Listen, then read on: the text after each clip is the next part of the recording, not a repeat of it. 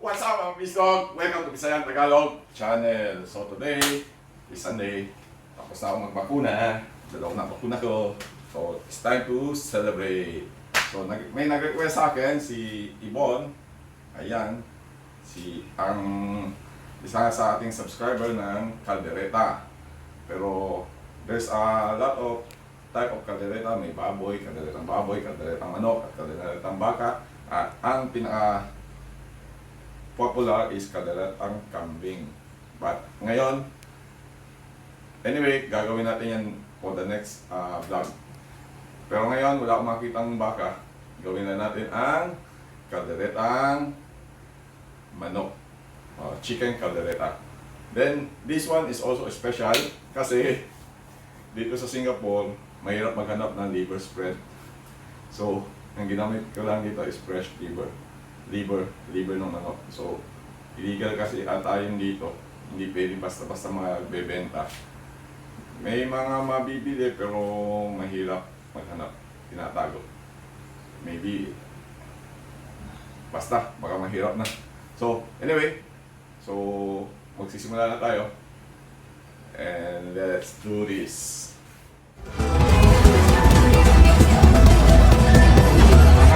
Okay, get on it.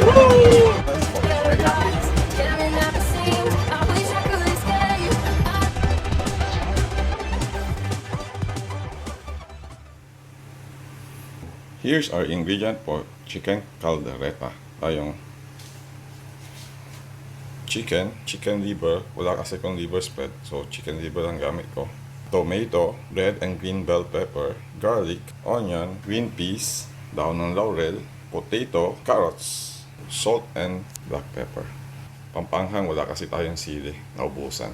Chicken cube, tomato sauce, New Moon na abalone sauce. New Moon baka naman. Olive oil, maglalagay rin tayo ng konting cheese. Now we start cooking for our chicken caldereta.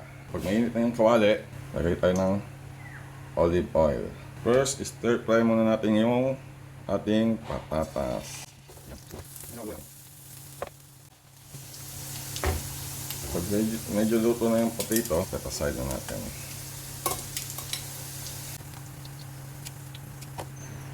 Next, ilagay natin yung carrots. Same thing, stir fry lang natin yan. Pag medyo luto na yung carrots, pwede natin hanguin. Ilagay natin yung chicken. Prituin muna natin yung chicken natin.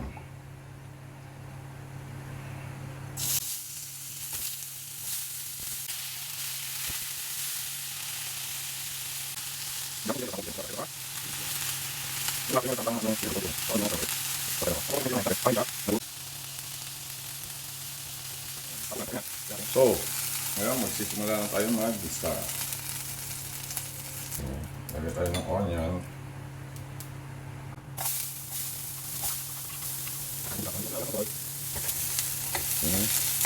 Tignan natin yung bawang. Garlic. Add the garlic.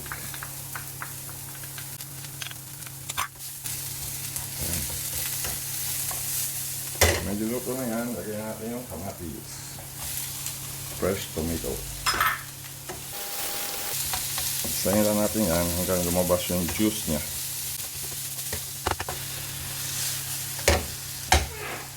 Pag medyo luto na yung sibuyas, kamatis, bawang natin, ilagay ulit ang chicken.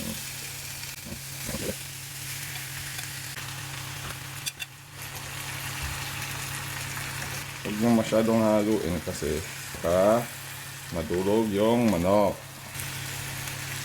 Steam muna natin na about 2 minutes para mag-absorb lang yung chicken. Ayan, tapos ng mga 3 minutes, ayan, lumabas na yung niya. Pwede na natin ilagay yung tomato sauce natin. Just put about 200 grams. Pwede rin gumamit ng tomato paste. So ako gumamit ako na Barilla. Baka naman, mga sponsor dyan. Buuin natin. Mas spread lang siya. Pero huwag nyo masyadong haluin para hindi madurog ang chicken. After that, you can add some water. 1 cup. Then, pakuloyin ulit natin. Bitayin natin yung chicken hanggang siya maluto. At the same time, pwede natin lagyan ng chicken cube. Pangpalasa. Lagyan na rin natin yung daon ng laurel. Pangpabango. Yummy. Yummy. Good. Pakuloyin ulit natin ng another 2 minutes. Pagkulo, sabay tambog ng tatayong liver spread. So, ito na lang gamitin natin. Yung fresh liver. Mas masarap to kung may liver spread. Kaya lang dito sa Singapore, hindi ka makakahanap ng liver spread. Medyo mahirap. Same time, lagyan na rin natin siya ng abalone sauce. 1 tablespoon. Black pepper. Pampaanghang. Wala tayong sili. Tinapon na lang yung sili ko.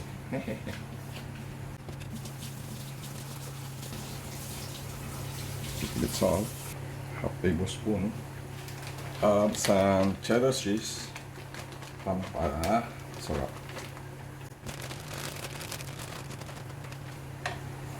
Pakuloyin ulit natin. Gawin na rin natin yung green peas. At the same time, ang ating mga gulay. Carrots. Yan. Potato pala. And carrots. Yan.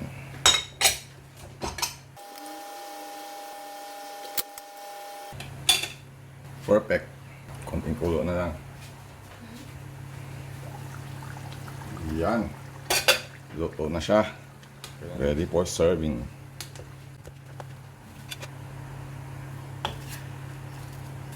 Lagyan natin sa ating hot pot.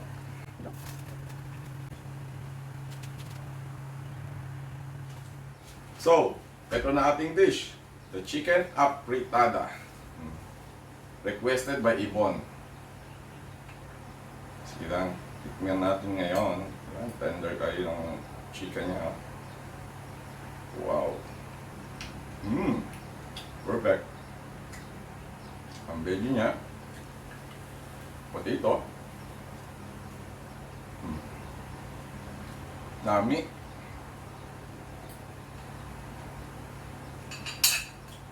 For more video, please subscribe my channel, Bisdog channel, and click the bell button below para ma-notify kayo sa aking mga bagong video.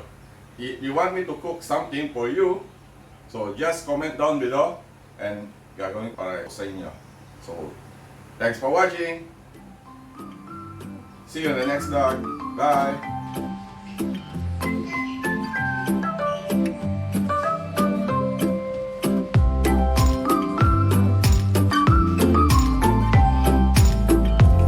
Guys, don't forget to like and subscribe my channel and click the bell button below for notifications. Thanks for watching on this vlog and see you in the next vlog.